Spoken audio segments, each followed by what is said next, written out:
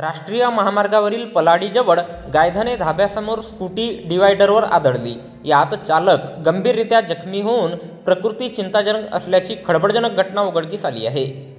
भंडारा तालुक्यातून जाणाऱ्या नागपूर-रायपूर राष्ट्रीय महामार्गावरील पलाडीजवळ गायधने धाब्यासमोर दिनांक 25 फेब्रुवारी रोजी सायंकाळी 7 वाजता दरम्यान सुमित मेश्राम राहणार जवाहरनगर पेट्रोल पंप हे स्वतःच्या स्कूटी क्रमांक MH36T8441 ने लाखनीवरून जवाहरनगरला जात असता गायधने धाब्यासमोर डिवायडरला स्कूटीसह जबर धडक दिली. त्यात सुमितच्या डोक्याला, तोंडाला, नाकाला आणि हाताला गंभीर दुखापत झाली.